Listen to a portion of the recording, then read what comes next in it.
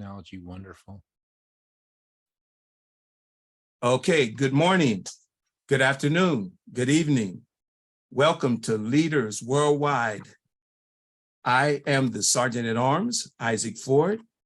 And if you are a guest, and I see we have a few, but they are doing roles today.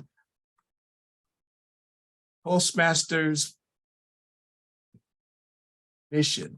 We provide a positive and learning experience in which members are empowered to develop communication and leadership skills, resulting in greater self-confidence and personal growth. It is my pleasure to introduce our founder, Cynthia Patton.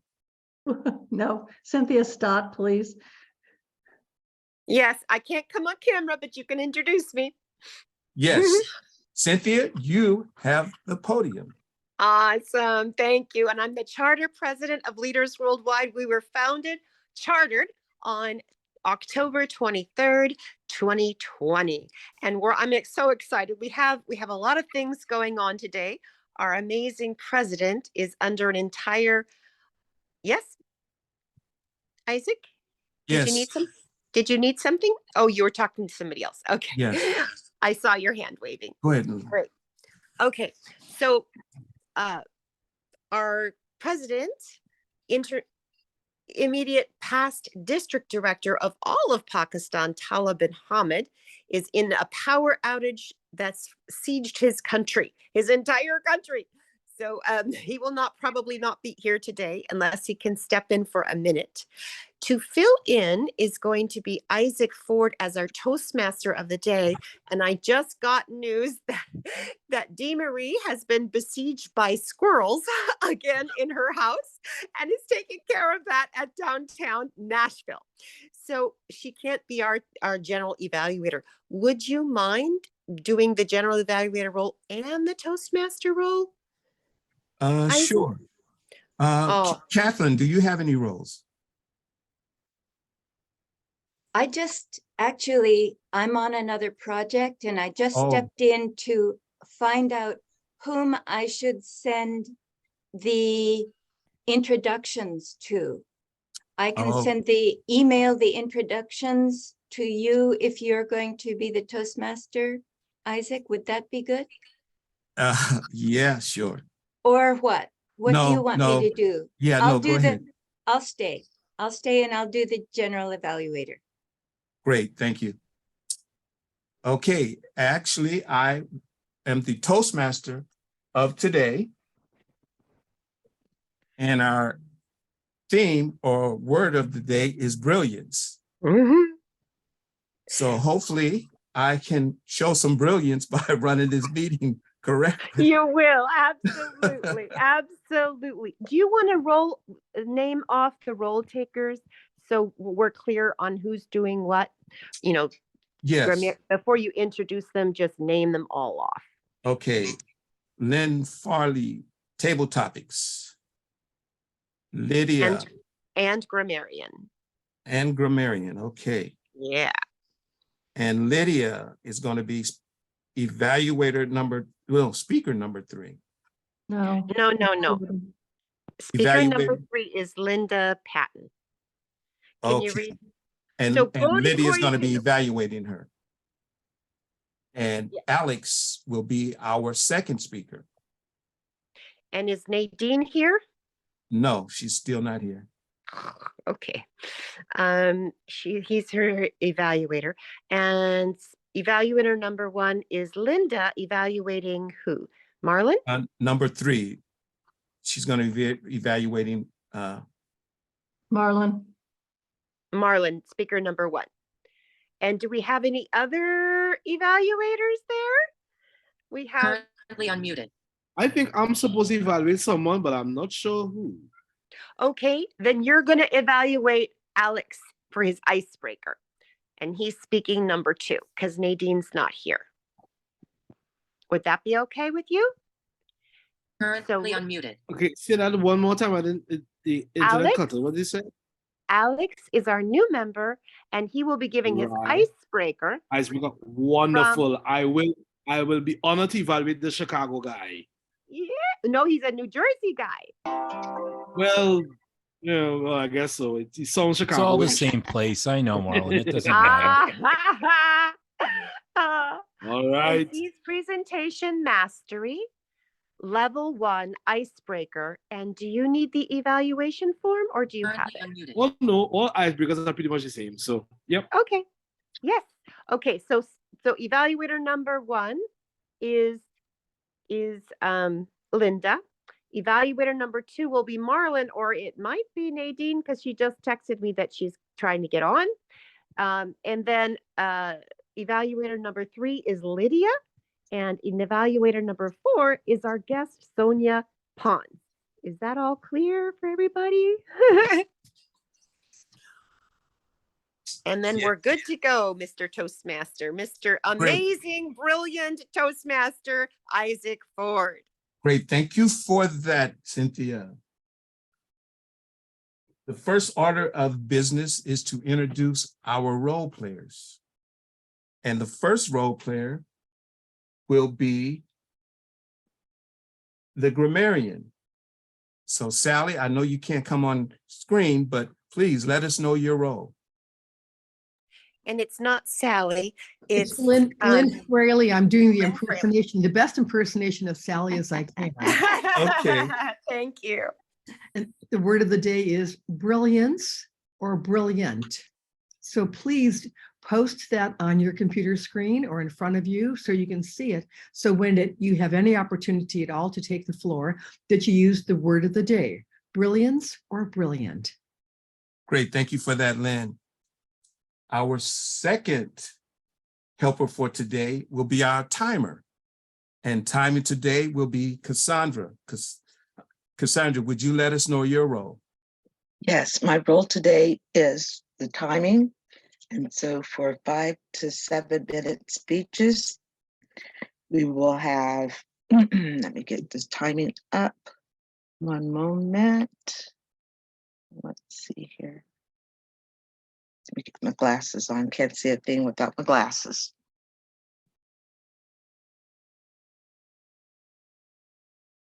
Camera. Okay, let's go to virtual backgrounds. So for green, you'll see that for 5 to 7 minute speeches, we will have at green 5 minutes. Let me get myself out of there.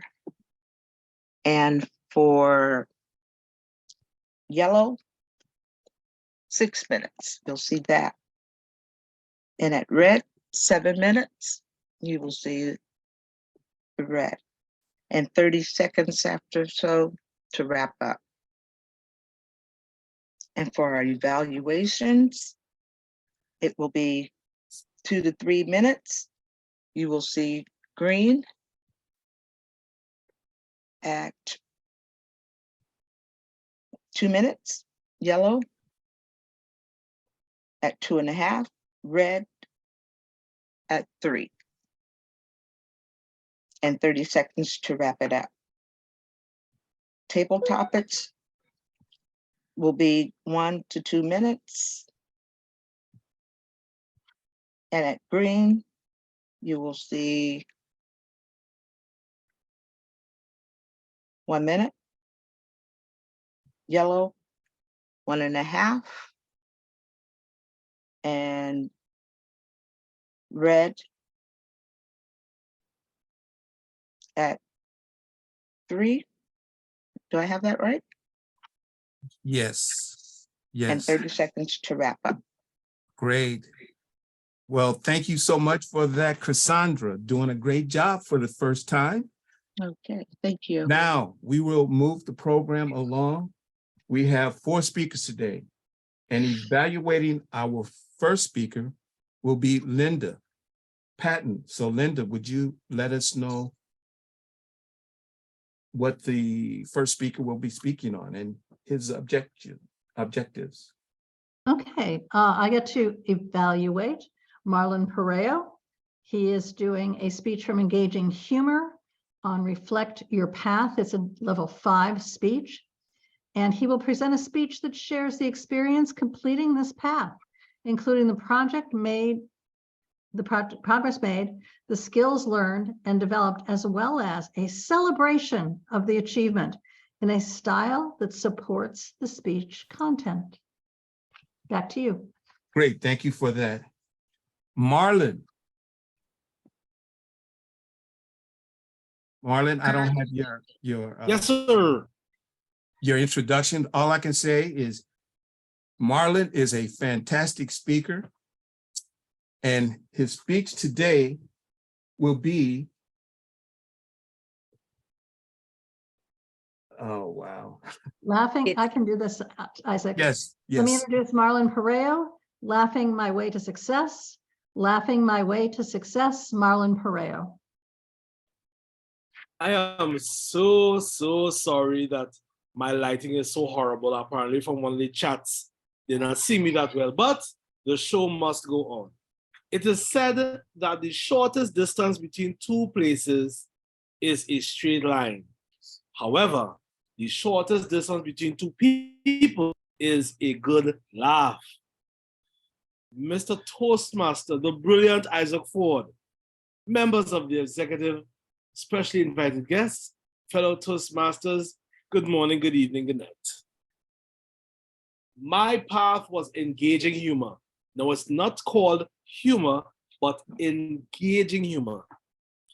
The ability to engage an audience is a skill that a number of persons cannot do. I was one of them. I have the ability to be funny, but not necessarily engaging. This path taught me so much about the build-up, the dramatic pause, and the punchline. Yes. Now I'll tell you one thing. There was one occasion where I used this particular skill in a workshop. It was done simply by mentioning my name. My own name, I use that as humor. I said, my name is Marlon Parejo. And for those who can't pronounce it, it's Pa as in parboiled rice, Ray as in ray of sunshine, and Ho as in, well, and people began to laugh. When people laugh, they release what I think is called endorphins. I don't know what it is, but somehow people became more receptive, became more, you would probably notice an 11-year-old eating a donut in the corner, pay no attention to her, and she just said dopamine. And this made my speeches, my deliveries, all the more engaging. I dare say there was one occasion where I was doing a speech for a customer service group. It was the police credit union. And I have noticed that using my impairment worked for me. When I addressed my impairment, immediately it got everybody relaxed, because they found that I am comfortable with my impairment, then they are comfortable as well. So there was one occasion, that occasion I said this. I said, when I walked in front of the crowd, I had my cane in my hand and I pretended to look at them. I said, let's address the elephant in the room, please. As you can see, from the cane in my hand and the 1,000-yard stare in my eyes, you can see that I'm totally, and the crowd said, blind. And I said, well, I was looking for good looking, but I'll take blind too. And that caused another bout of laughter. And that was for CSRs. I was so engaging. The person before me did a speech on customer service relations. She had a bunch of degrees and so on. And she had a PowerPoint and I guess a power suit and a power everything, probably a power aid. And she was in there an hour and a half and she was going. Lots of big words, but she was not engaging. She was asking persons questions and people were not answering. It was so horrible to watch. And for a blind person, that's saying something. It was so horrible to watch that she was asking questions and she was literally shouting at the audience. I would usually start off by asking democratically, but it seems that I have to choose persons in a sort of authoritative tone. When I approached the audience, all I had was my wit and the chair. And I even used her own words and in a different way. And I got a laugh from it. I said, does anybody here have has anybody ever had experience with a person with visual impairment? I heard nothing. I said, no.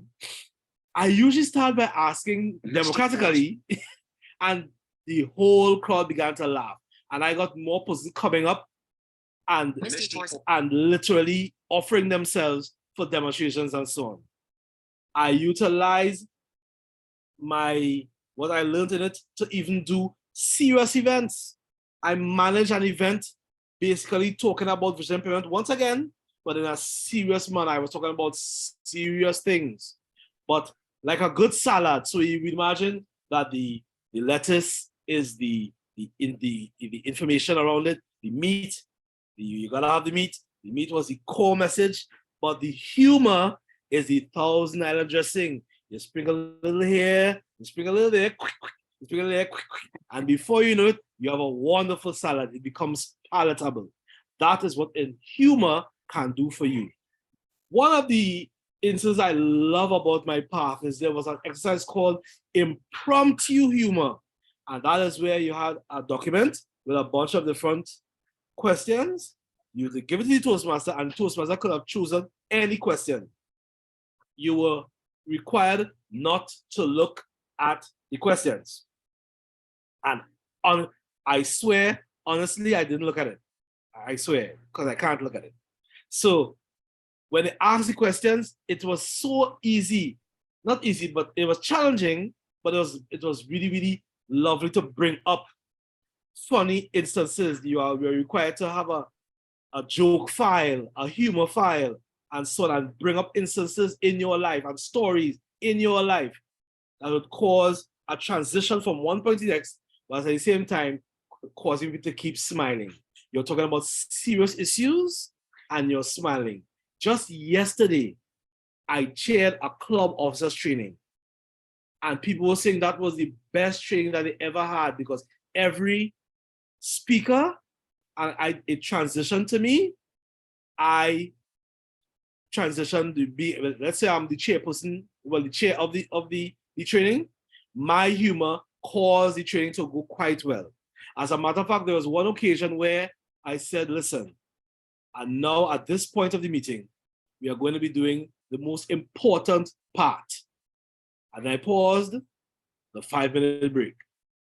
And then 5 minutes, everybody were laughing, and people were going for coffee and so on and things like that. So I was able to use that. What I love about humor, this engaging humor, is that I was able to cause a laugh, but at the same time, bring serious issues. That's what I love about it. And at the end of it all, I was exceedingly humorous, but I wasn't taken as a joke. I would encourage anyone to choose this path and to work this path at your advantage. It'll make your presentations better. It'll make your seminars more seamless. It'll make things, you can do things with it. It's like you're painting with your words. As I conclude, there's one thing that I did that had people laughing at the end, because I was talking about persons with visual impairment, and I said this. Gestures, everything. I said this. The average person without a visual impairment has 5 senses, yet they mostly rely on one. The average person with a visual impairment has 4 senses, but because we don't have sight, we focus on all 4. So here's the conundrum. If you have 5, but focus on 1, and I have 4, but focus on all 4, and I tilt my head this way and I pause, which one of us is really disabled? Mr. Toastmaster, over to you. Great, thank you for that, Marlon. Timer, would you put 1 minute on the clock to send evaluations to Marlon?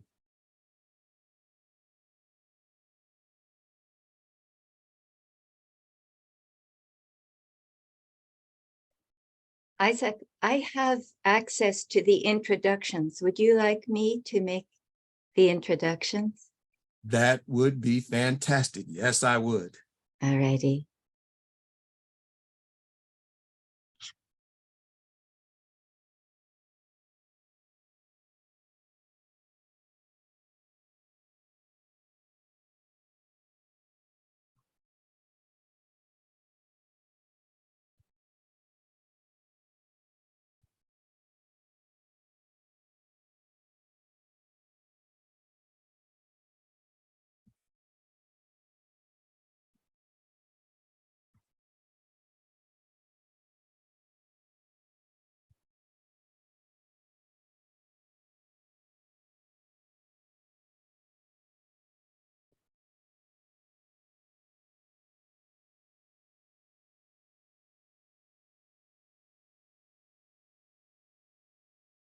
Time's up.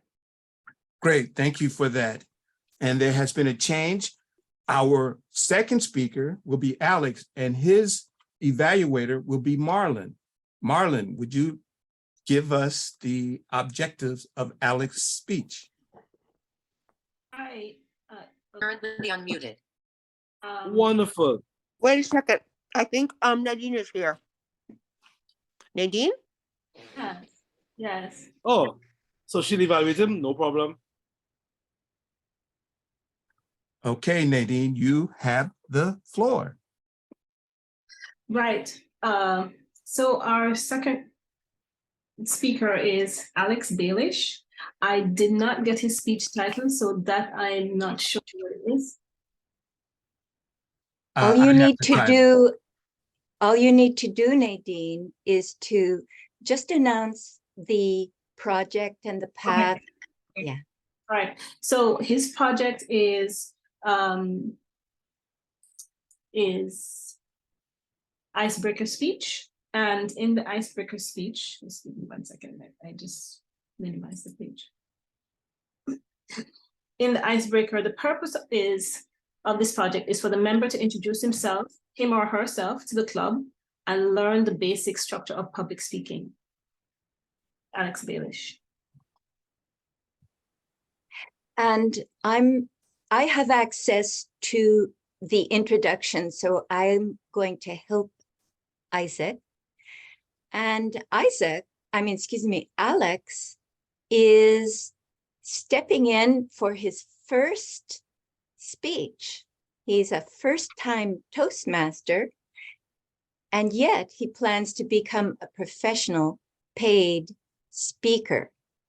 So let us hop over in this year of the rabbit. Let's hop on over to listen to Alex, who's going to tell us how to make 40 cents. Alex Baelish, how to make 40 cents.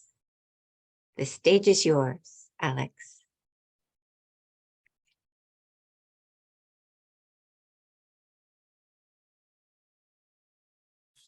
Helps if you don't unmute yourself. There you go. Son, little brother, coach, ref, dad. These are just some of the titles I've been known by in my life. My name is Alex Baelish. I'm really a product of my experience. I grew up in Summit, New Jersey, where my dad grew up as well. We are a product of that. My great-grandfather came from Syria via Patterson, New Jersey, which is a hotbed for Middle Eastern people.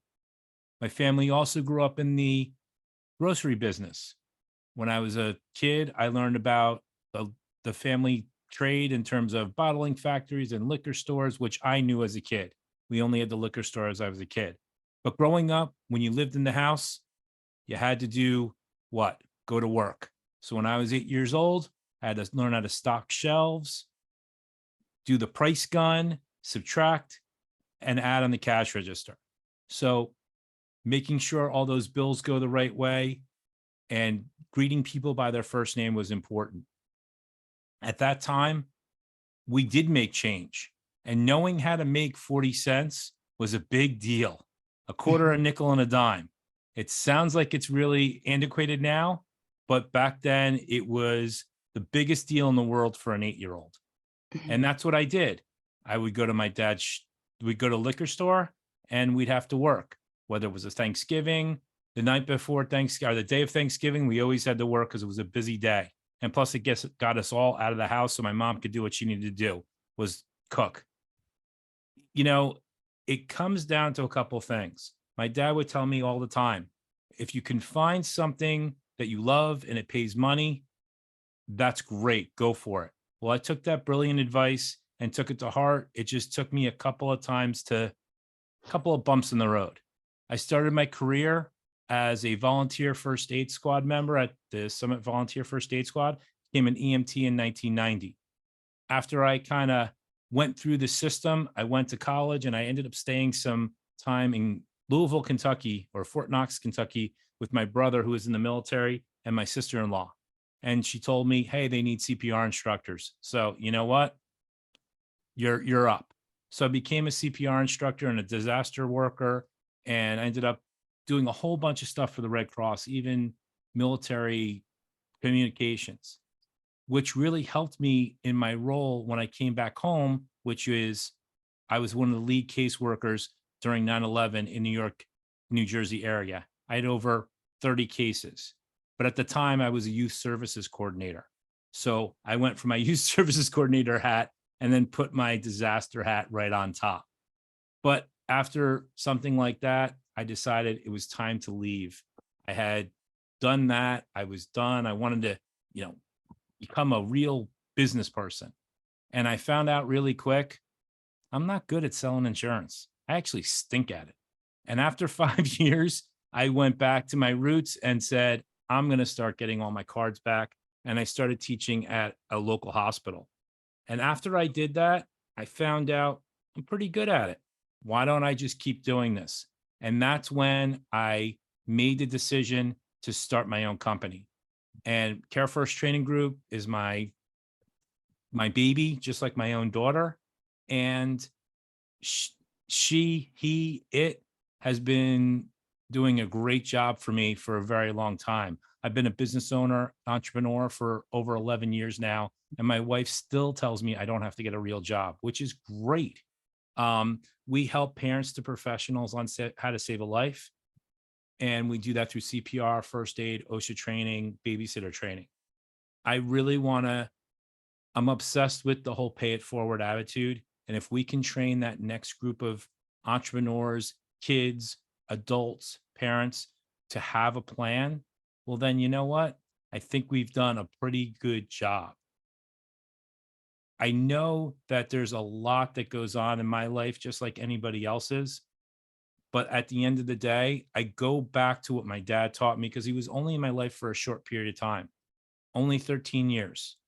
But learning the networking skills and the people skills that he taught me is something that I can never put into words. Learning how to shake somebody's hand, knowing their name, having their business card, all these things that we sometimes take for granted actually are the most important things.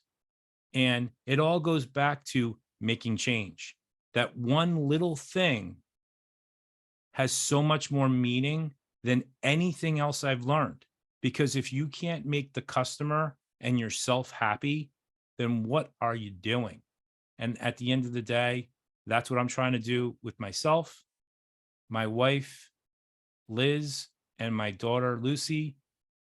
They're my world. And I want to teach them as much as they teach me about those making change, which is being on time, doing all the things that make it a better way when you're in business, school. I do this all the time with her when she's at school, to whatever.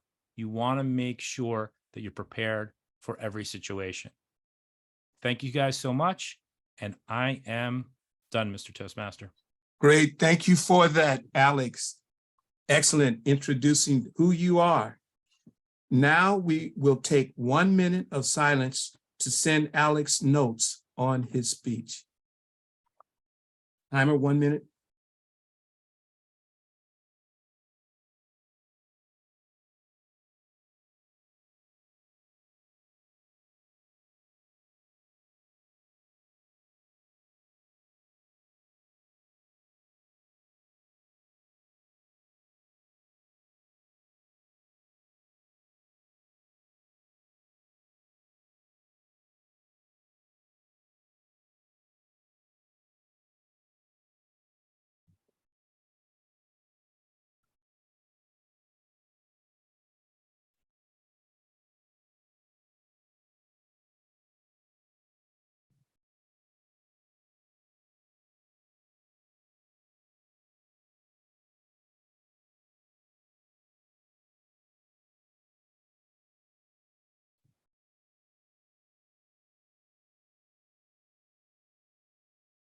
Isaac, I am so impressed. You are brilliant Well, at thank you so picking up much. the pieces. Now, we will introduce our first evaluator, who will be Linda. Linda will be evaluating Marlon. Linda, you have the podium.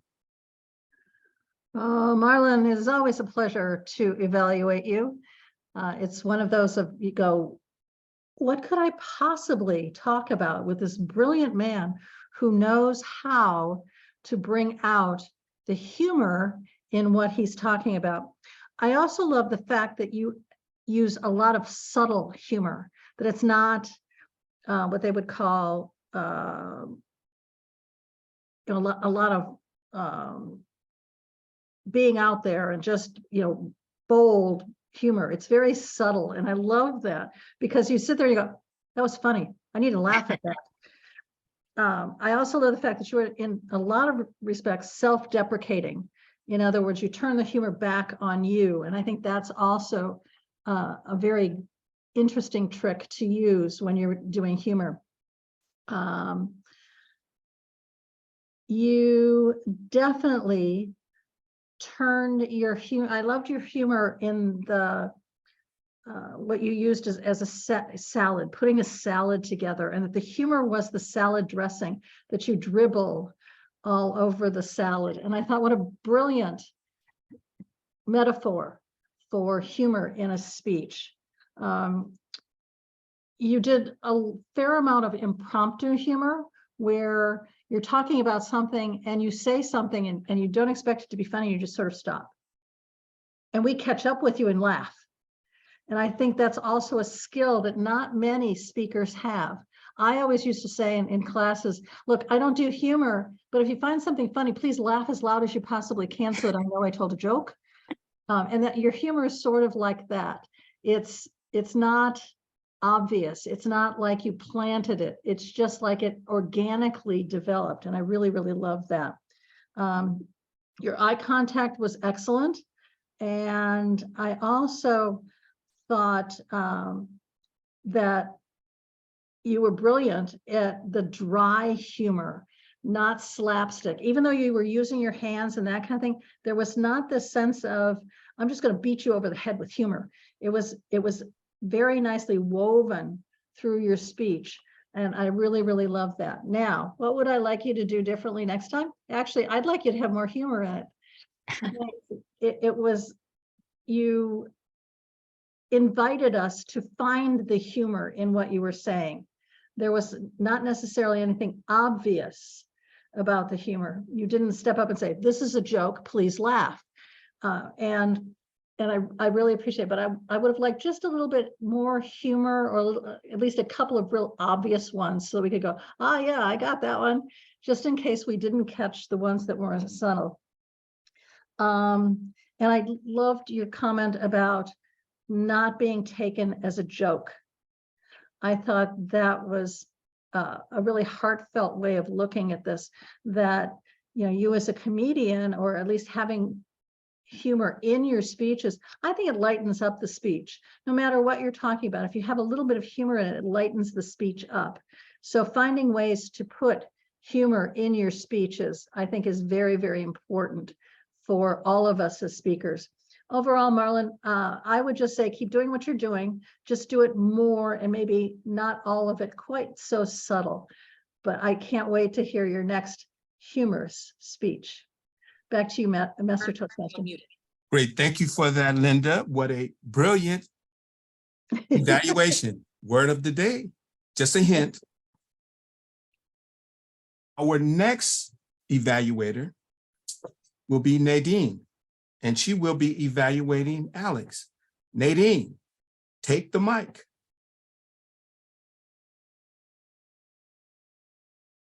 Hi. Hi, Alex. Hi, everybody. Alex, I thought, I just want to say I can't see the timer. So if this is being timed, I can't see the timer. Alex, I thought your title was brilliantly interesting. I really liked how, the title, How to Make 40 Cents. It drew me in. And as you gave your speech, you know, what I really appreciated about your speech was each step of the way you were demonstrating to us your work ethic from you were a little boy, you know, coming from a family of Syrians, and you spoke to us about your family ties, and you know, from your little boy working in your father's alcohol store, and you know, what it meant for your mother at Thanksgiving. And I also appreciated how you spoke about just having that work ethic, working in the store from that young tender age, and how it helped you as you transition through life as an EMT, and then to your career in college, and then, you know, your stint in the military as you went to visit with your brother as a CPR instructor. It just all tied nicely in into your story, which, you know, made it very interesting, or I'd say brilliant, right? And I really liked how you spoke to us about your stint in the military as a Red Cross instructor, and how it led you to be that lead case worker in 9/11. Thank you so much for being one of those people who were supporting during 9/11. And we're glad that we have you with us to tell us the story. And you know, you also showed us how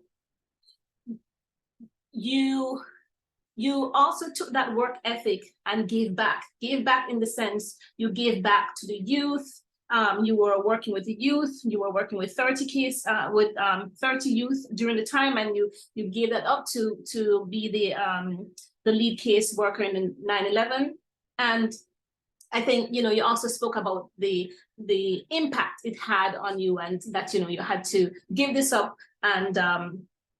and you know, you went into selling insurance, but then going into selling insurance, you realized that was not really your niche. So you went back to what your niche was.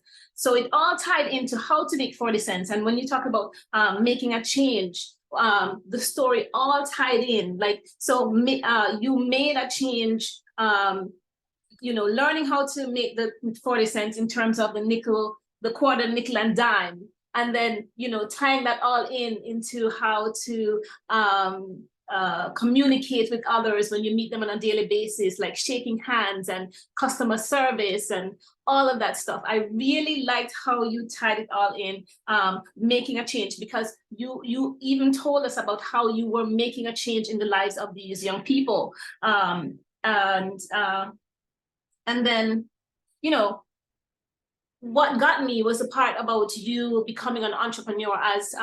As you know, you went into insurance, you realized that wasn't for you, then you started working in the hospital, so you were getting more experience, and then from that you realized, okay, I'm good at teaching this, and so you went into entrepreneurship, which you actually had that experience from a little boy, and so you just delved into what was already there for you. So thank you for sharing that.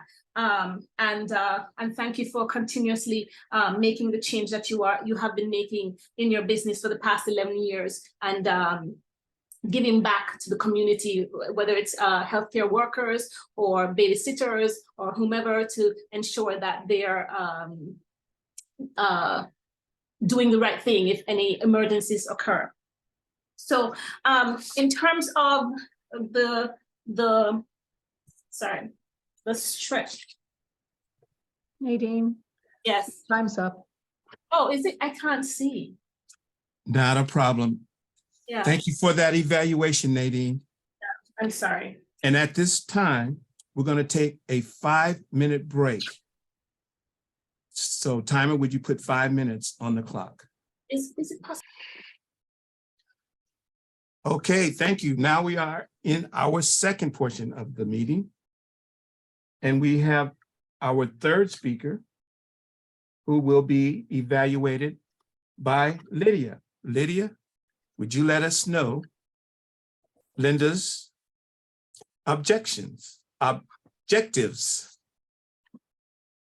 So Linda is working on the path, strategic relationships. She's doing a level 4 speech and manage projects successfully. She's giving our second speech, which is 5 to 7 minutes. Well, she will be telling us about one aspect of her project that she experienced in managing this project.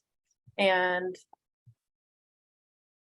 let's see, and this it shouldn't be information that was in the project, but some aspect. Great. And back to you. Kathleen, you are muted.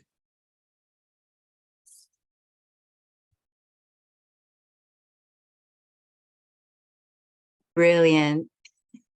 Brilliant, Kathleen. In her Toastmasters career, Linda Patton has earned 3 Triple Crowns and an Outstanding Achievement Toastmasters, as well as DTM and Toastmaster of the Year. She has 8 jobs this year at the club, area, division, and district level. To say she is an overachiever is an understatement. She's been planning and executing a speakers summit, which launched on the 15th of January, just a couple days ago, with 27 amazing speakers, coaches, and trainers. In this speech, Linda's going to outline the what, the why, and the how of this summit, as well as the challenges to herding a bunch of amazing cats. Linda Patton, building a summit, Linda Patton.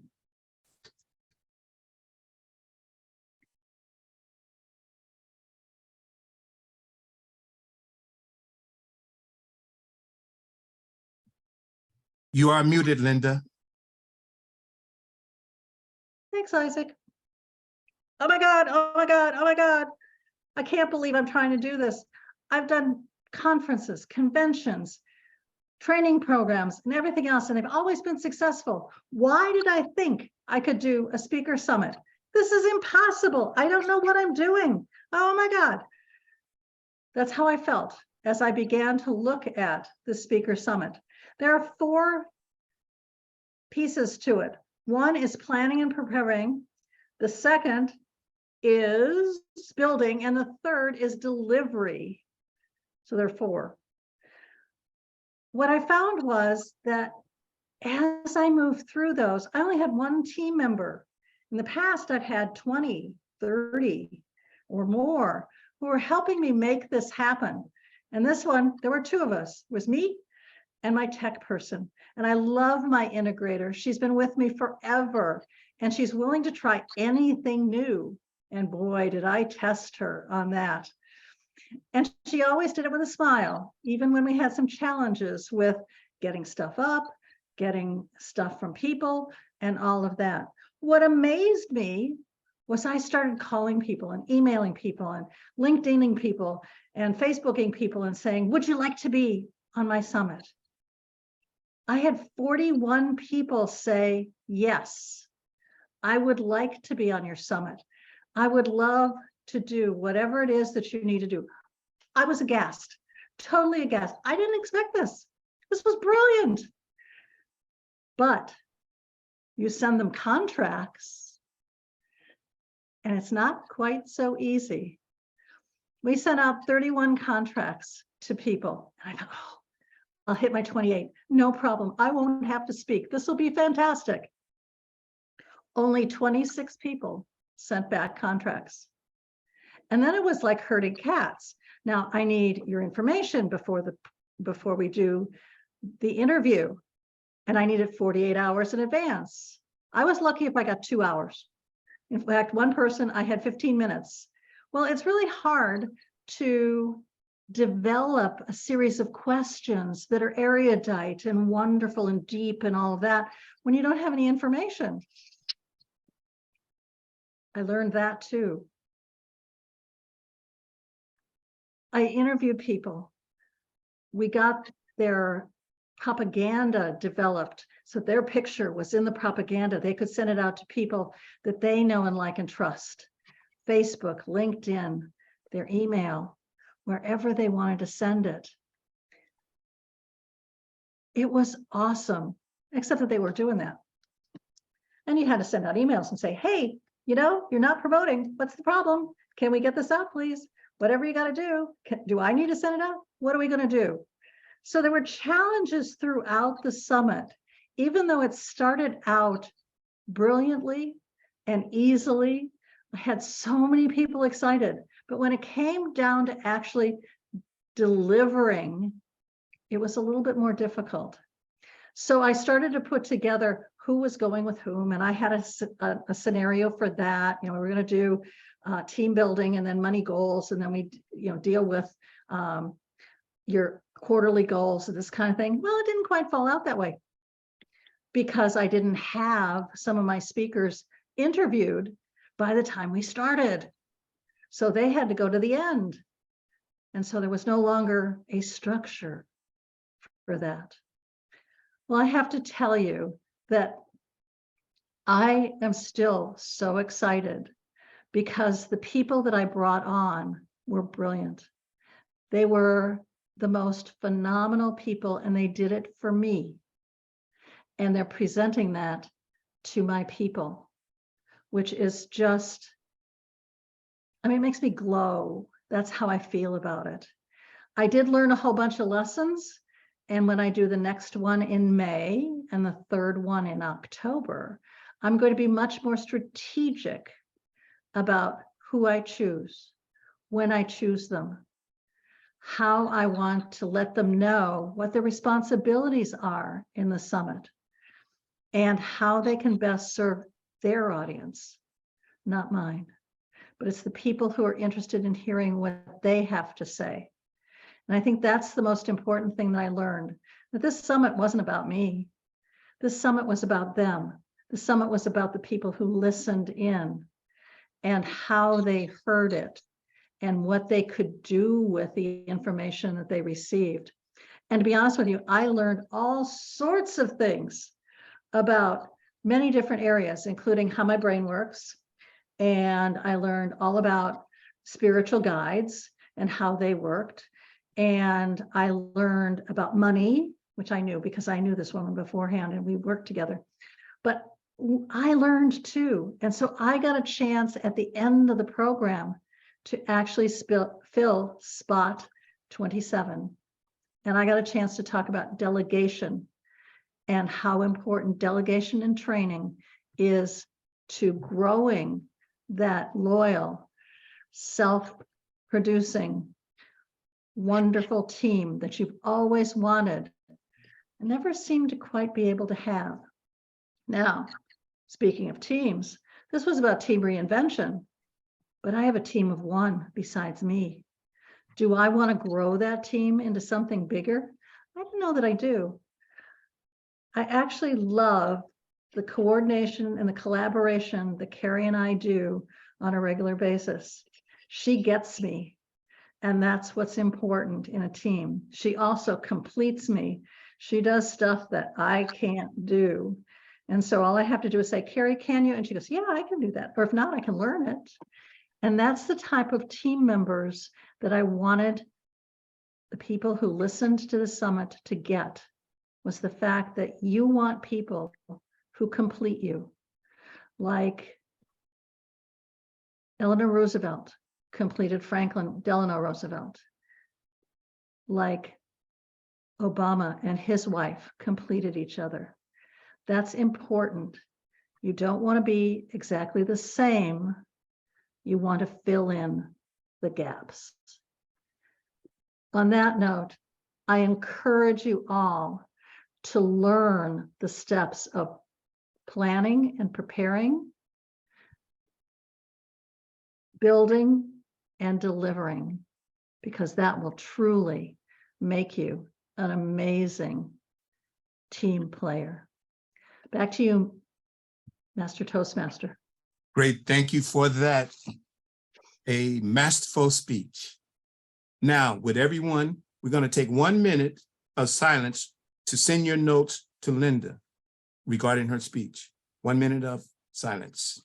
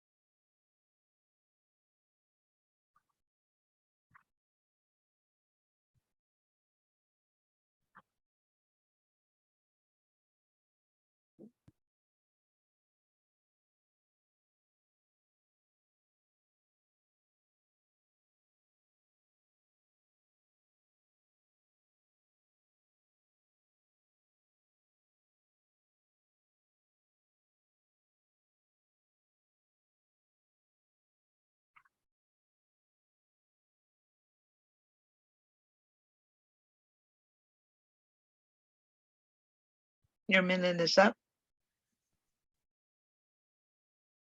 Can you hear me? Yeah. Yes. Okay, thank you for that. Our fourth and final speaker today will be Misty Forrester will be our fourth speaker. And to evaluate her will be Sonia Pons. Sonia, would you let us know her objectives? Thank you, family. The next speech is coming from Presentation Mastery Level 3 elective called Connecting Through Storytelling. The purpose of this 5 to 7 minute project is for the member to practice using a story within a speech or giving a speech that is a story. Back to you, Toastmaster of the Day. Great, thank you. And Kathleen, you got it. I know our brilliant sister, Misty Forsman, has been in publishing and public service for a long time. So I can hardly wait to hear what she has to tell us today. Misty Forsman, hijacked Misty Forsman. Take it away, Misty. Mr. Toastmaster, fellow Toastmasters, honored guests, it was very quiet at the Oregon Tiger Sanctuary that morning.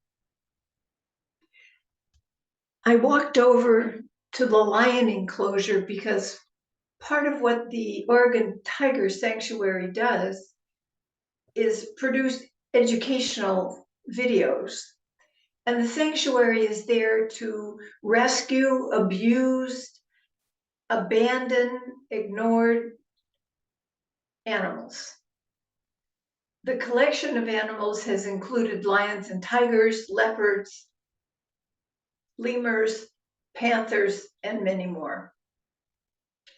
This morning, everything was totally silent.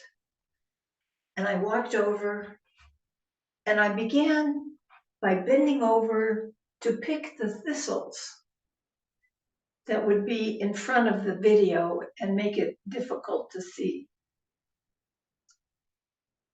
And out of the corner of my eye, I saw a movement. I stood up. The lion had taken a few steps towards me and then began to run towards the enclosure at breakneck speed. And all I could see was a 450-pound charging lion coming straight at me. I froze. Nothing moved. I couldn't move. I couldn't even see the enclosure. The lion continued at a breathtaking speed. And at the last moment, he dug 4 paws into the ground, and skidded to a stop right at the enclosure, which now I could see, and began to rub his face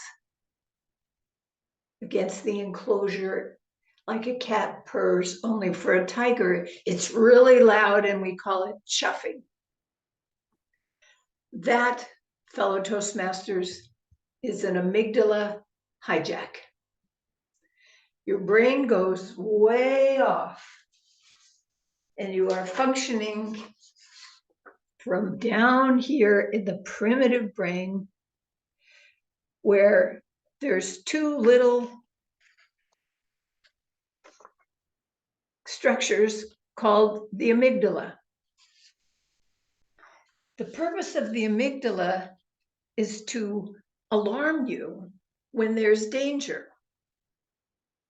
The amygdala hijack that I was describing comes from psychologist Daniel Coleman, who first coined the term in 1995 to talk about the extreme reaction. Now, the amygdala is there to regulate emotions such as fear and aggression. But when it comes on, certain things happen. The front of your brain, the thinking part, the executive part goes offline. Your liver sends all of the fluid, water, to your muscles for fight or flight, or in my case, freeze. Even more important, your immune system goes offline. It doesn't need to function if you're facing a lion or a tiger. It's part of the brain responsible for these reactions, and it's very automatic. It's like when they tap your elbow and you have to reflex, move. And you say, but I don't see too many lions in my day-to-day activities or tigers. I beg to differ. Have you been on driving and there's suddenly a driver who cuts in front of you, almost tearing off the front end of your car? Amygdala. And if it's really intense, amygdala hijack. When this happens, your blood pressure goes sky high and all the other symptoms occur. So what to do? Well, let's talk about, for a moment, things that show up as amygdala stress in your everyday life. Excessive worrying, a feeling of unease, a feeling of tension, headaches, body aches, muscle pains, high blood pressure, problems sleeping, money issues. Any of that sound familiar? What do you do in the midst of an amygdala hijack? 4 things. Breathe. Take a breath. Look at something. Touch something. And say something. Wow, that was intense. Now, what about for the ones that are more everyday? You open the mail, the insurance bill is there. It's not a complete hijack, but you're in amygdala. Well, those require rewiring of the brain. That's where you're holding stuff from earlier parts of your life that are contributing to the amygdala reaction. Brain rewiring is not something so uncommon in today's world. And the research from Dr. Alok Trivedi on stress reduction and rewiring your brain for health, wealth, and relationships is something I encourage people to take a look at. Don't forget, breathe. First thing. Second step, look at something. Third step, touch something. If you're in the car, you can touch the steering wheel or the dashboard or the mirror. Fourth step, say something. Wow, that was intense. Back to you, Mr. Toastmaster. Great. Thank you for that speech, Ms. D. Very informative. Now at this time, let's take 1 minute of silence to write notes to Misty.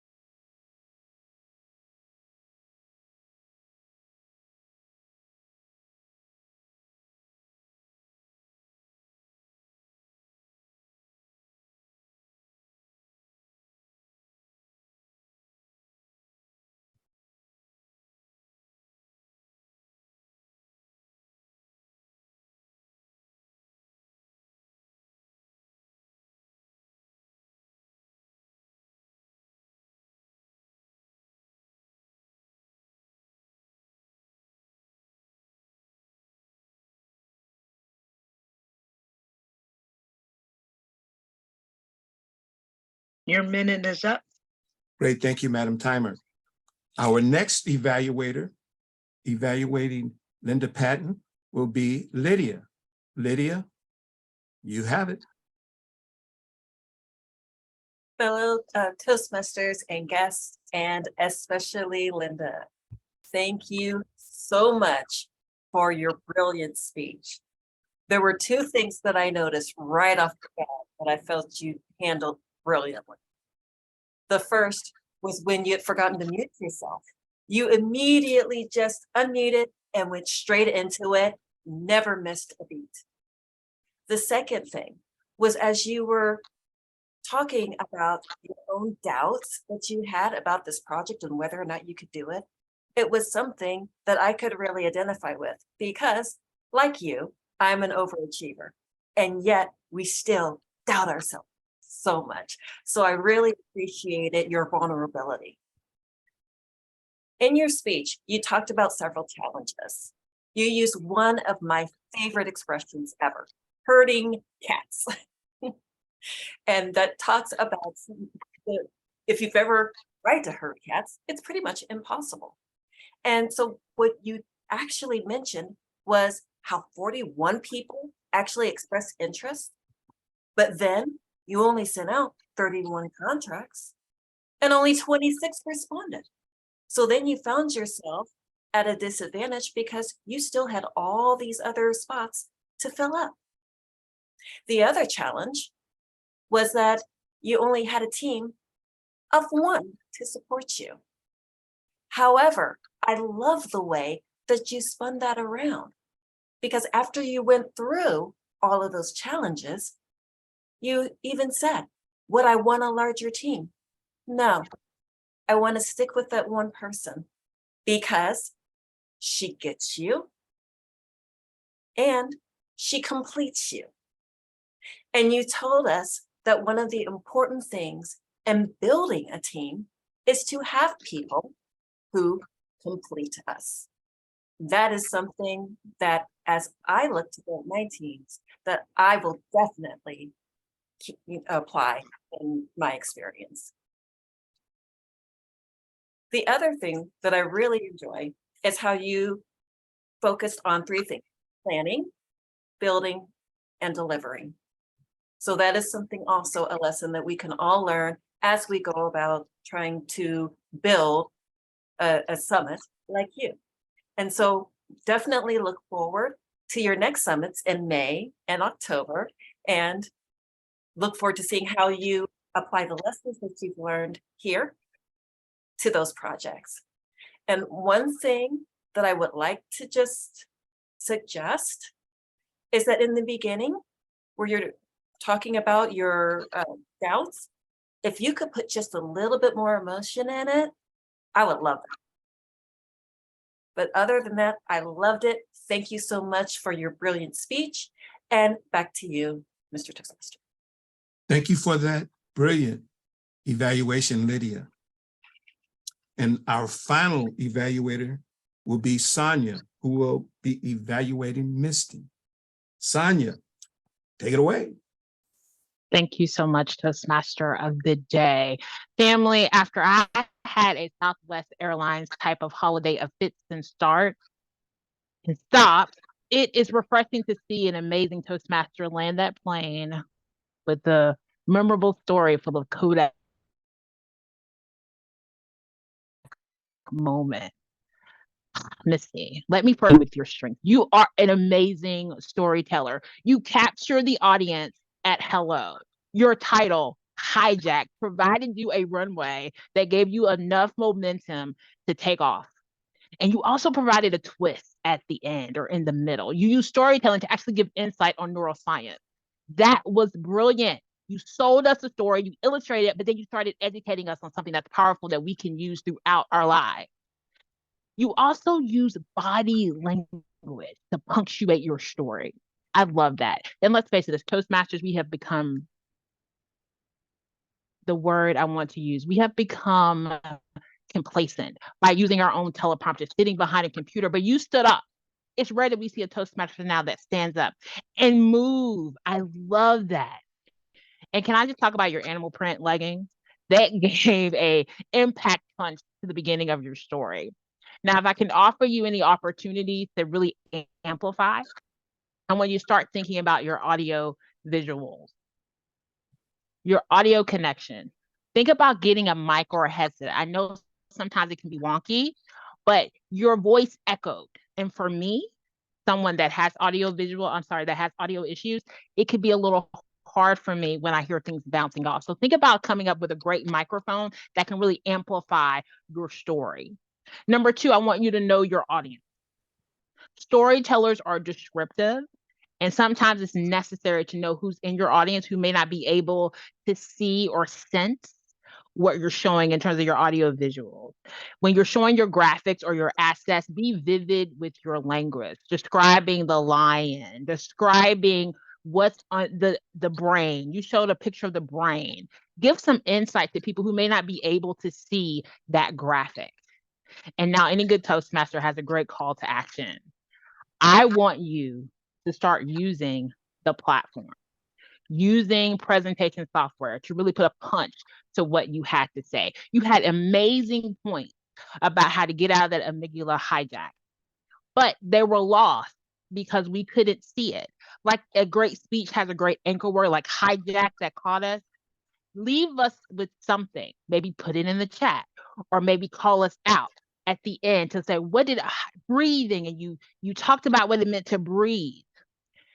You talked about that later in your speech. I would say talk about it more in the middle so we can remember it and repeat it. What did you want us to take away from what is it meant to be hijacked? What's the hijack experience or how to get over being hijacked? But I have to tell you, spot on. At first, I didn't know where you were going, but it was amazing. Thank you for showing us the power of storytelling to educate. Thank you so much for letting me share. Amazing speech. I would love to hear it again. Fantastic job. Thank you for that evaluation. It was awesome. At this point, we are going to move into the most fun part for a lot of people, but for me, the hardest part, speaking off the cuff. And today we have a Table Topics Masters who will be doing just that, having you speak off the cuff. Lynn, would you please take the mic? Thank you, Master Toastmaster.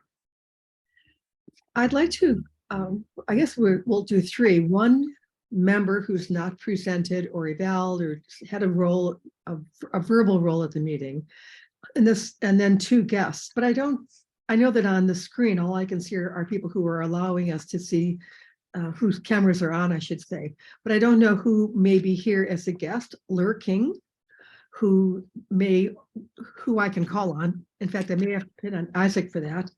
And also a member who is off camera, but who could speak. And I think I'd like to call in a member first. So I'd like a suggestion for a member who has not had a meeting role, because I'm just can't keep it I all. think I'm the only one. Well, Cynthia, oh boy, oh boy, lucky you. And we only have Sonia is a guest. And Good. do we have any other guests? I don't think we do. So we have time for members. Wonderful. Well, so I Cynthia, would love to answer your first question. I'm going to call on you first. So this is the first tabletop question, and they will be different. So don't try planning ahead. We've lived in very strange times over the last 3 years, and we've heard some outrageous things. We all have different points of view. I'd like to call on Cynthia to give us her feedback on what comments she may have made when she's heard something that is so outrageous. And of course, we know she keeps her social cool.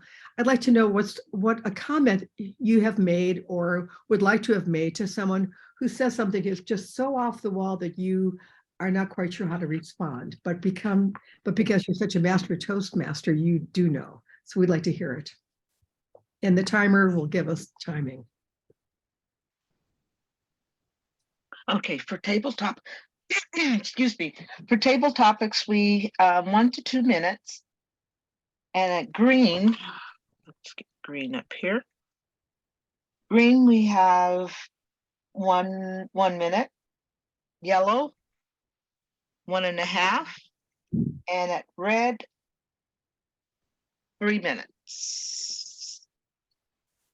So Cynthia, is it somewhat clear what I've asked you? An outrageous thing I've been asked to do, and what was my response? Regarding this lockdown nonsense, something regarding lockdown. because people have many, many different views, and sometimes we are politically correct, sometimes we are not politically correct, sometimes we want to assure people, but it's a time when we've all been challenged with what to say. So take it away, Cynthia.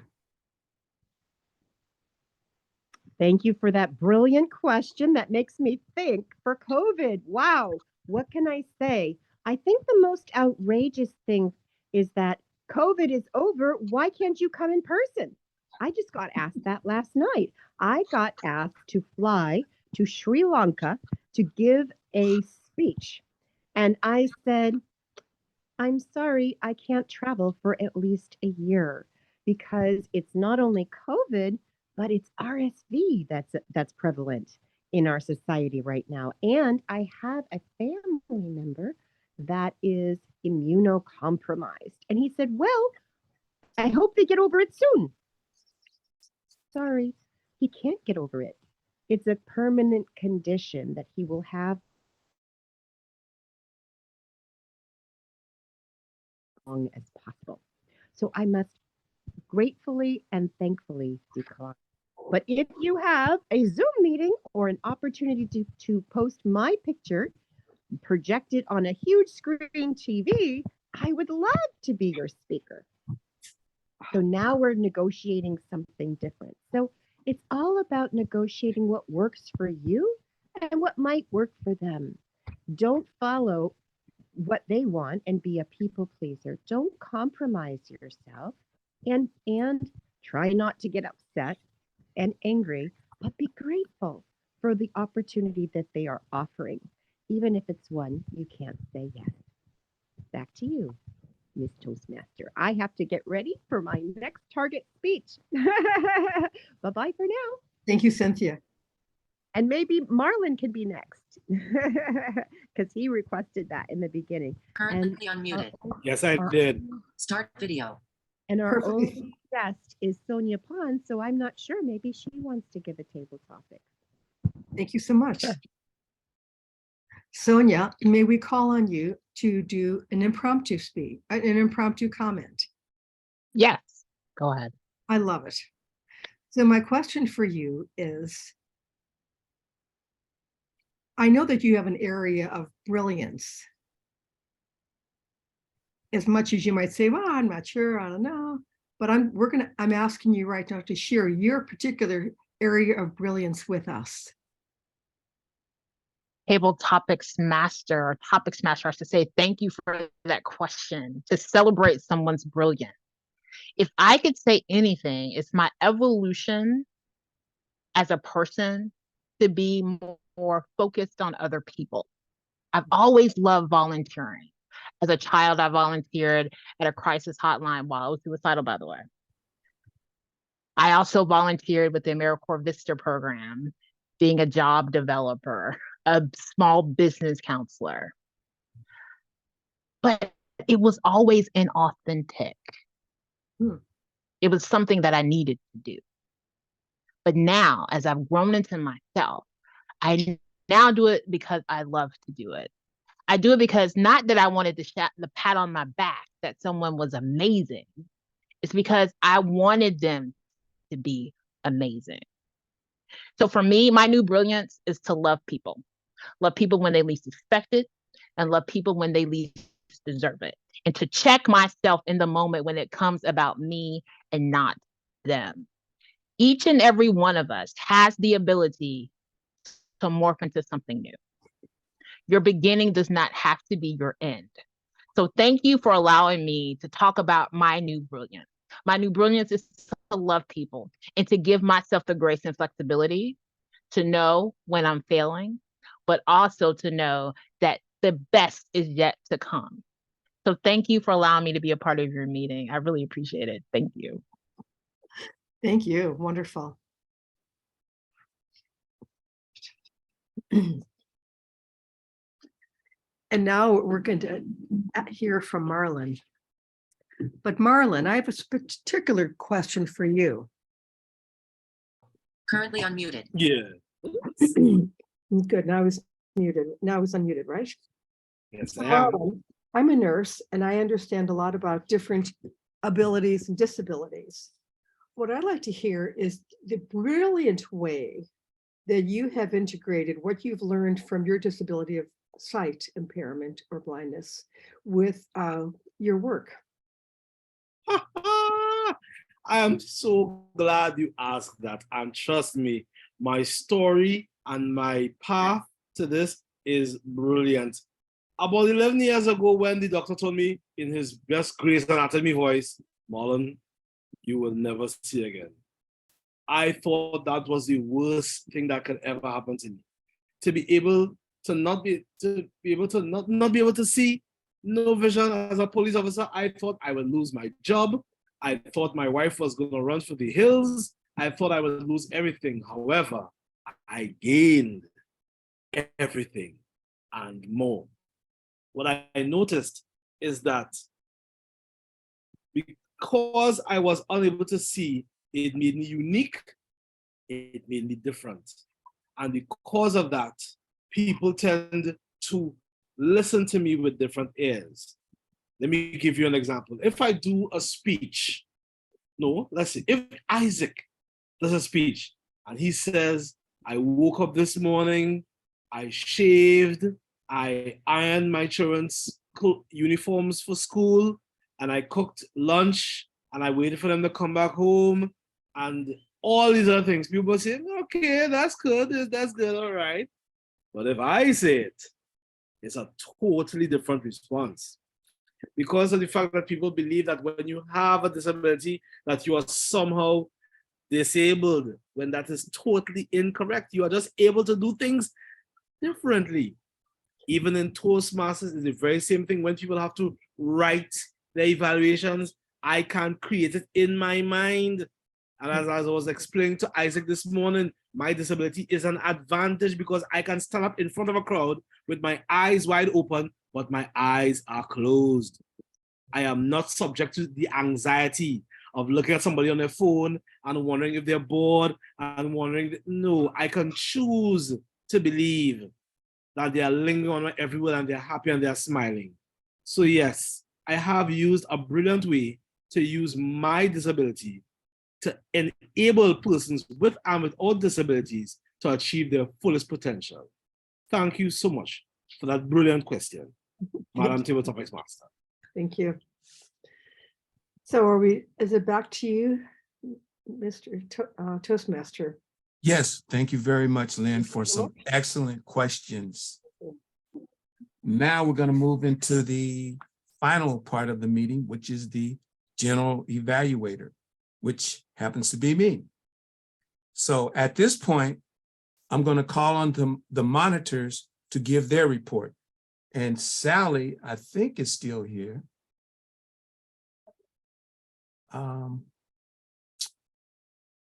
No. Lynn but- is the grammarian, Lynn. Yes, Lynn. Sally was never here. Okay. I'm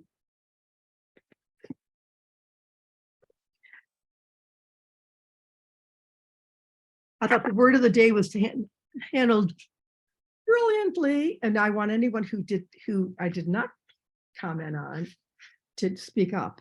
But thank you to Linda, Cynthia, Kathleen, Alex, Isaac. Our last evaluator, I think, also. I know Marlon.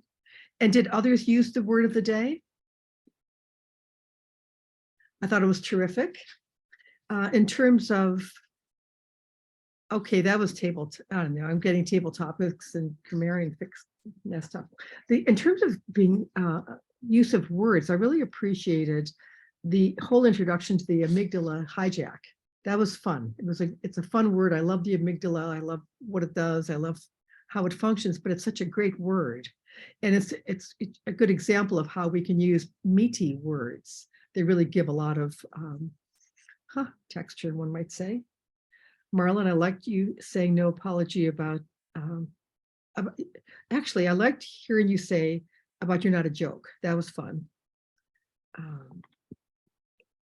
And I didn't really catch, I hate this catching ers, us, and what have you, but I thought it was a pretty clean group. And that's my report. Great, thank you for that, Lynn. Okay. Next, we're going to go over to the timer. Cassandra, let us know how we did on our time. First of all, I'd like to say that the speeches were brilliant. I love the speeches as well as the evaluations.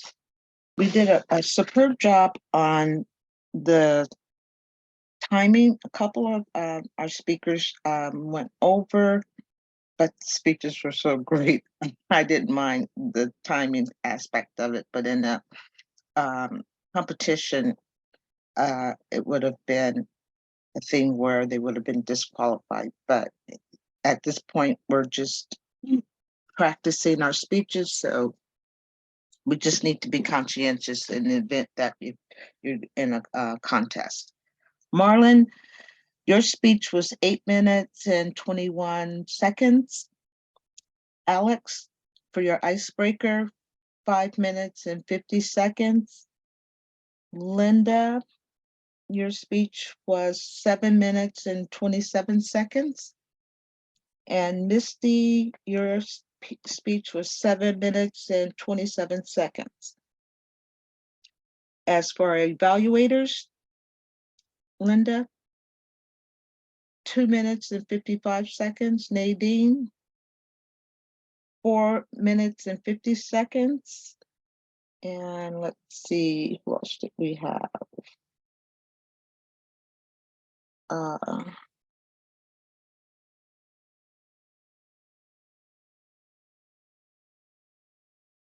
It's one, I said Alex, I said, yeah, Nadine.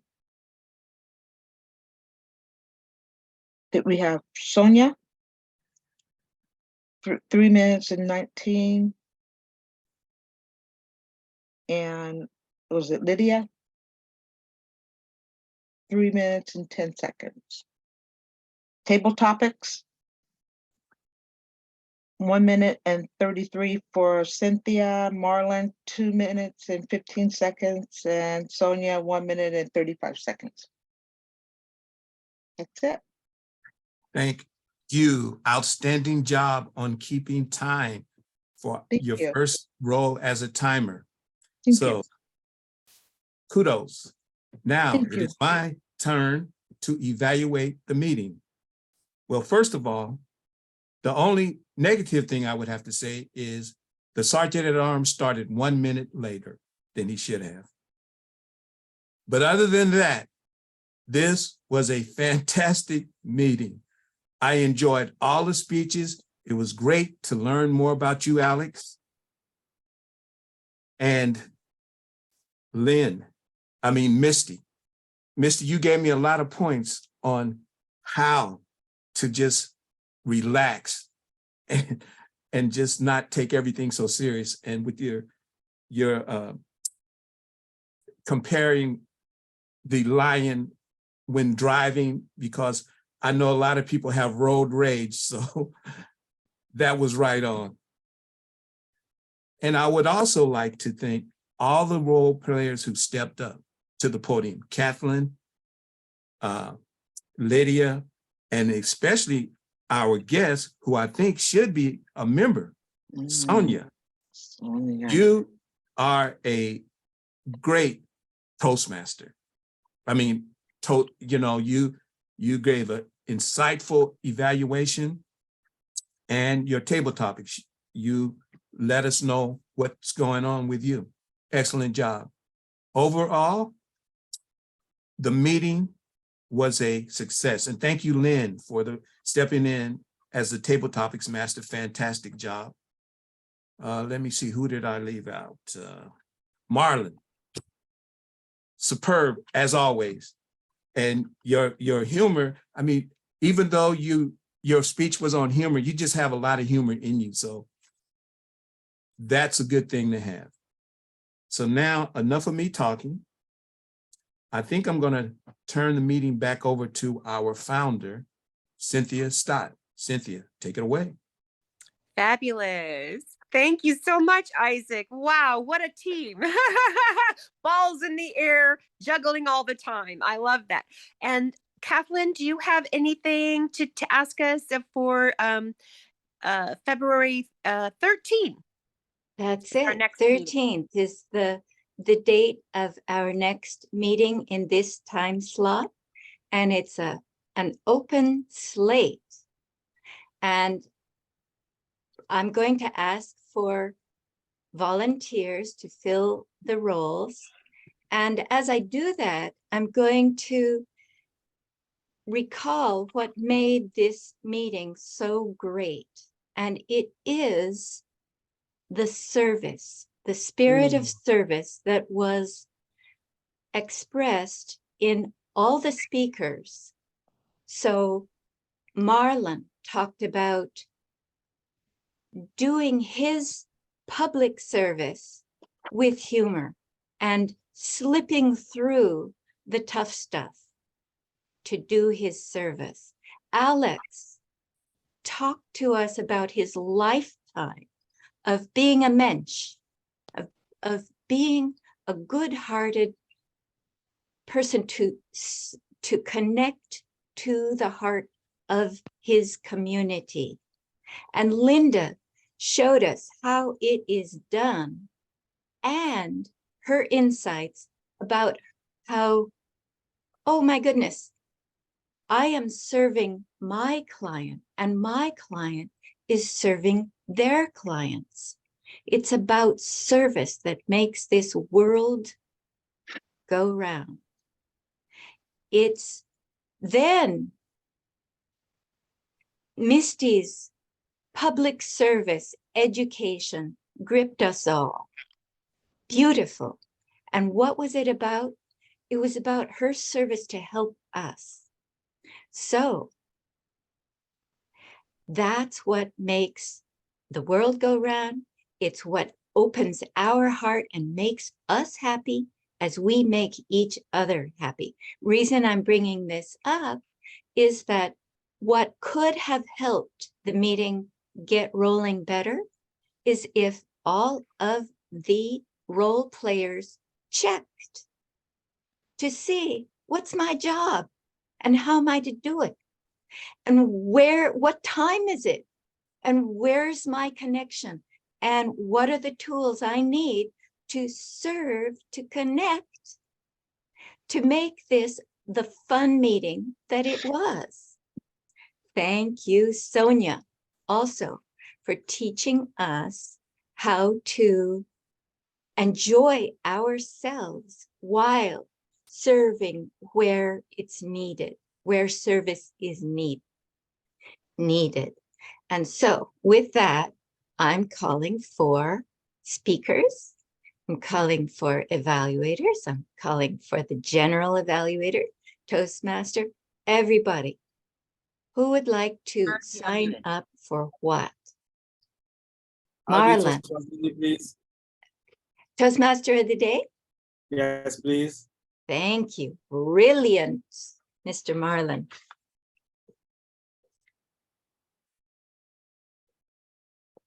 And does anybody want to do a speech or an evaluation?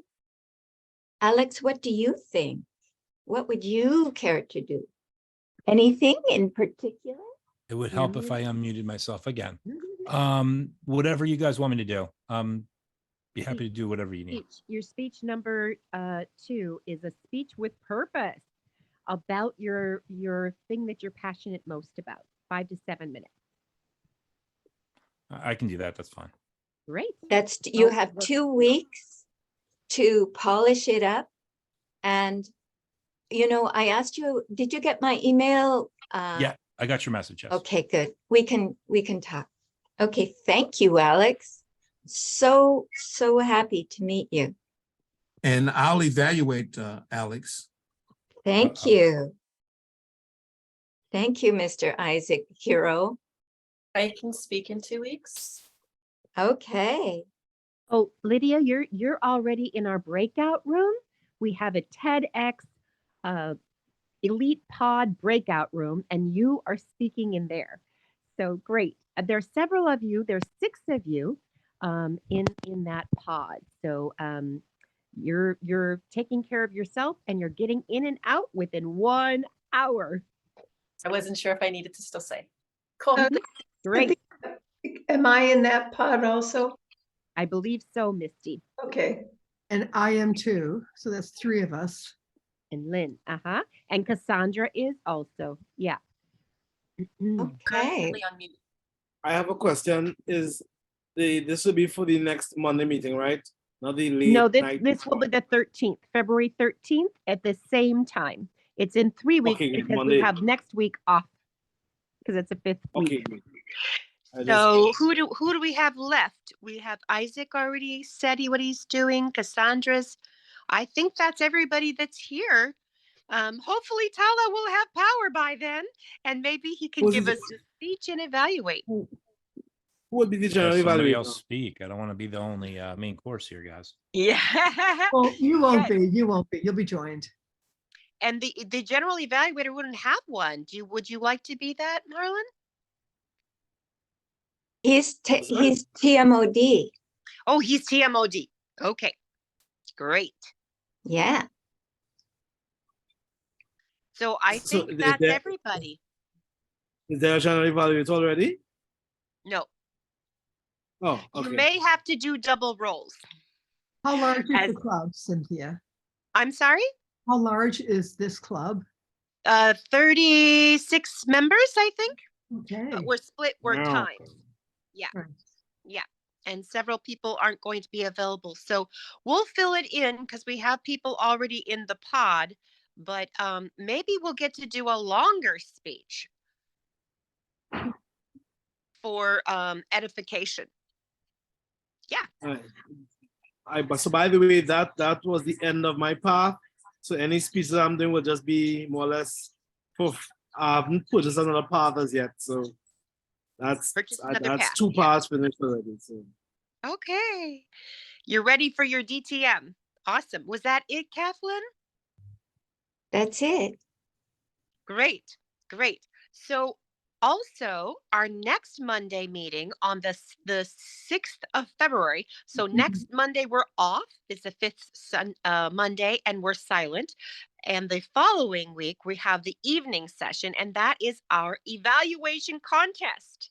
So who would like to be in the evaluation contest? Lydia, I think so. Yeah, unmute yourself, please, because I can't see you. I will. Okay, great. Kathleen, can you take that down? Our first contestant is Lydia, and then I'll be Cassandra. contesting also. Isaac, great. Awesome. Awesome. And Cassandra, how about you? Yeah, yay or Yes, nay? yes. Yes. Awesome. You got all three of those. How about you, Misty? The best way to improve your speaking is to improve your evaluating. I have a timing conflict. Okay. Okay, no problem. And Lynn, how about you?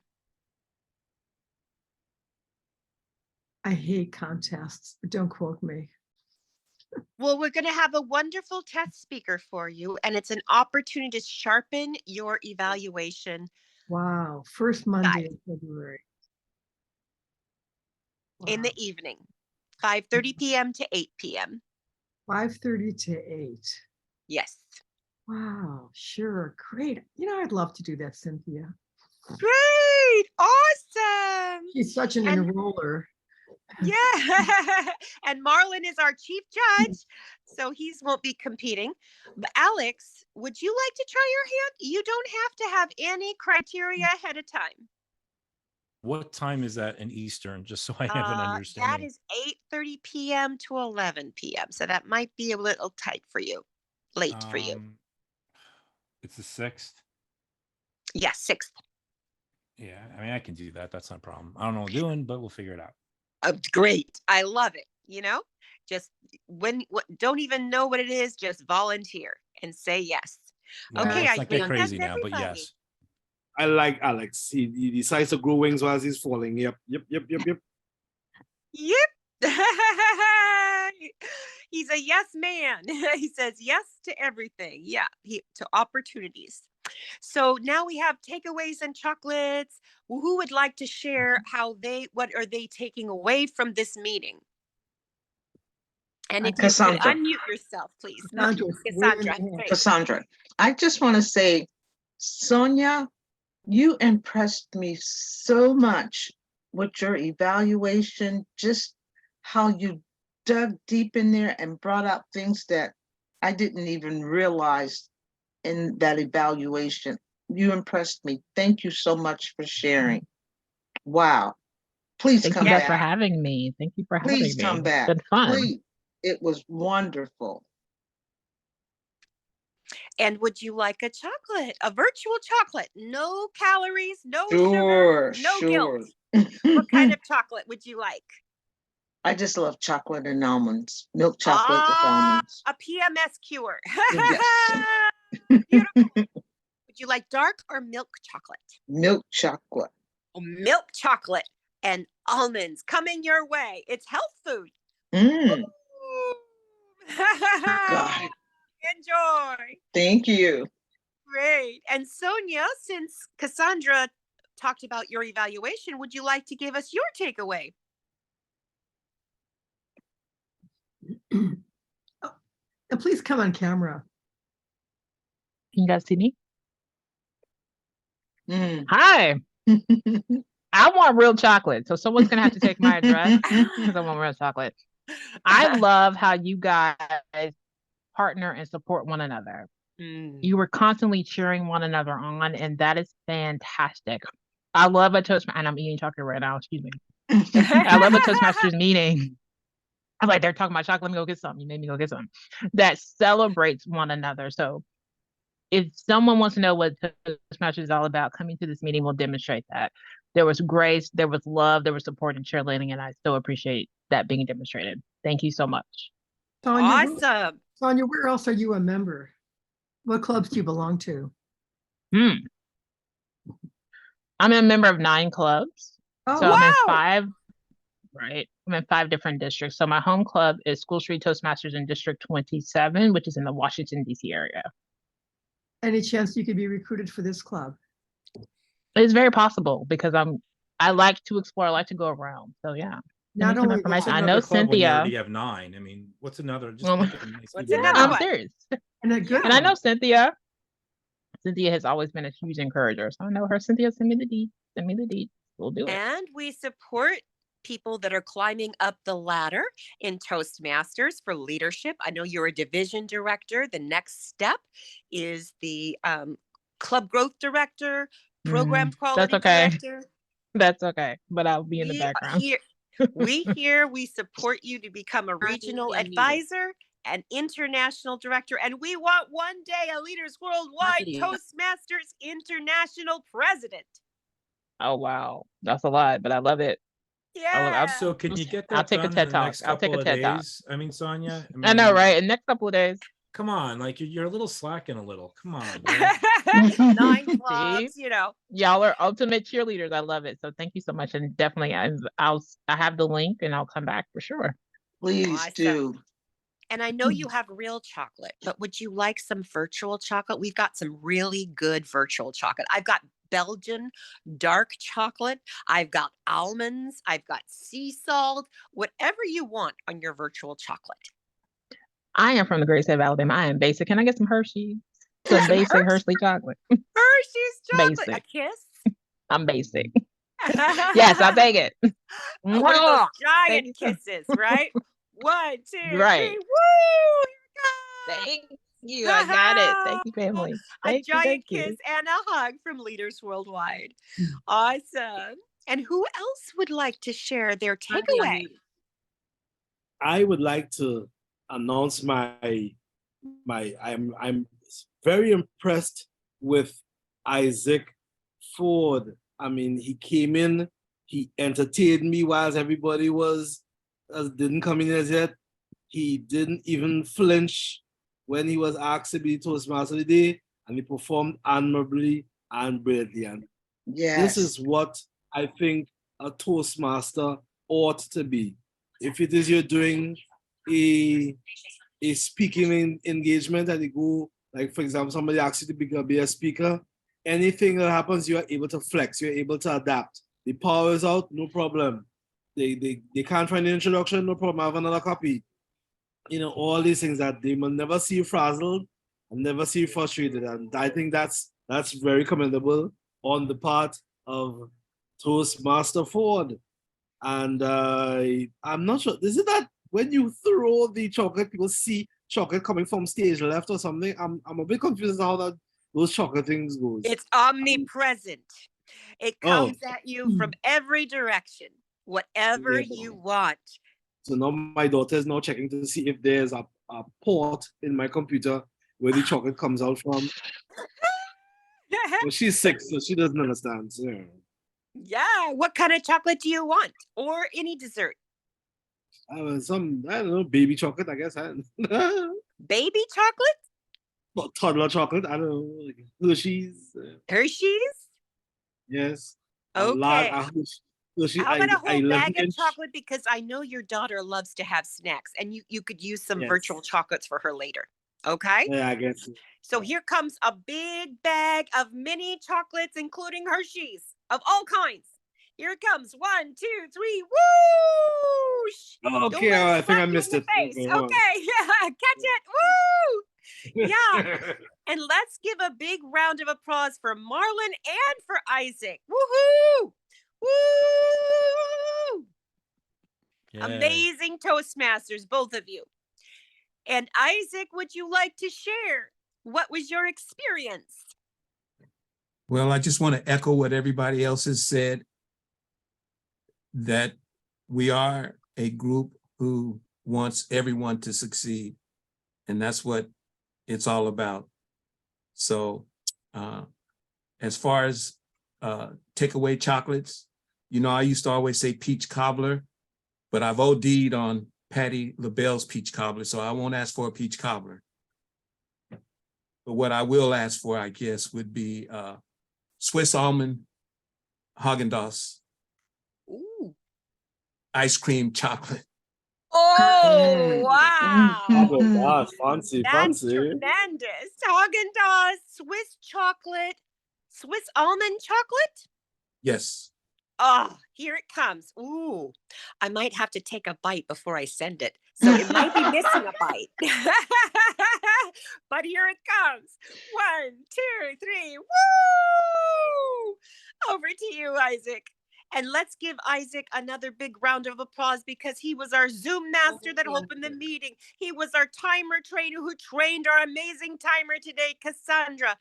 He was our Toastmaster of the day, and he was our general evaluator. He really stayed on his toes He and did stepped up. everything. He stepped up to the and Stepped knocked it out the park. Yes, knocked it out of the park, Isaac. Great. And who Thank else you. would like to share? We have time for one more or two more.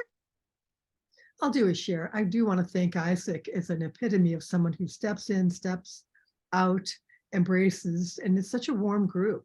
You know, it was just such a lovely experience to see how everyone contributed fully. And the speeches were great. Everything everyone spoke was great. And in fact, I can say brilliant. Absolutely. Absolutely. And thank you for doing two roles. You did grammarian and table topics master. That was wonderful. So Thanks, would you Lynn. like a chocolate, a virtual chocolate? Whatever you have is great. Thank you. I have Belgian chocolate Good. with Himalayan sea salt and almonds. How's that? Perfect. 1, 2, 3, woo! I Great. have to say goodbye. I have another commitment, but thank you all. It was a great meeting. Thank you. Bye, Misty. Great No speech. chocolate. No chocolate. Okay. Salad only. Okay. But virtually no calories, no sugar. Great. Thanks for Thank you, sharing, Misty. And Cassandra, how was it your first timing experience? It was wonderful having the, like I said, we sat down last night and we went over the information. So I'm just going to keep being that timer until it just, but it was wonderful. It was wonderful. Yeah. Yeah. Wasn't bad at all. Great. It was nice. You did an awesome job. Thank you so much. And you found the reaction button to raise your hand. Yeah, it started once Marlon gave me that information to do it, but the Alt Y, it came up, but the other reaction, it wouldn't work that way. It wouldn't work. Last night Oh, wow. when we did it out, Isaac and I did it last night, it was fine, but for some reason it didn't want to work. But a computer, Okay. what can I say? And what chocolate would you like or dessert? We did it. We did the chocolate last Oh, we did the chocolate. Okay, great. And Lydia, you're going to be the timer in the breakout room. So you're going to be learning that. And what did you learn today? What did you taking away with you? Well, there are two things. One was that I just saw how everything was just kind of going a little bit awry with people not showing up, and just how everything was just kind of pulled together and people jumped in, and you know, the meeting went very nicely. And then the other thing that Marlon left already, but I really appreciate what he was saying about, you know, those of us who have disabilities, you know, it's not that we can't do, it's just that we do differently. And I love different abilities. So from disabilities, different abilities. Yeah, that would be a wonderful idea worth spreading for your TED Talk. From disabilities to different abilities. Great. And what kind of chocolate would you like, or dessert, or fruit? I like dark chocolate with pretzels. Dark chocolate with pretzels with a little sea salt on there, right? Wonderful. Here you go. 1, 2, 3. Woo! Awesome. And Lynn Well, Farley had something. Thank you. Sorry? I have a quick Lynn- comment. Thank you so much, Isaac. A quick comment to Cassandra. Timer is really important because it keeps people disciplined. It's not just for the contest. There are people who lose the contest because the timer didn't do it properly or because they weren't paying attention. So even though it's just a regular club meeting, regular, you know, what have you, it's still really important that it's done, and that we respect that. And that someone pull the. So basically, she's saying, don't screw it up for next. I'm No, kidding. no. I'm totally joking. I'm totally Exactly. Well, joking. basically saying people do pay attention to it. You're learning. Yes, you're learning on your journey, and you're going to be in the breakout room with the other elite pod members. So you're going to learn how to time and be exacting. And for our contest, that's why we have a team Sorry, I had my alarm went off. We had a team of 3 DTM timers and who were timing our contest, and they're coming back for the evaluation contest. So our beautiful DTM, Rosemary Sweeney, timing in Love it. between, and then Yes. our guests that are a DTM couple, a married couple DTM, and they will be providing the contest timing. So everybody have a great day, great evening, wherever you are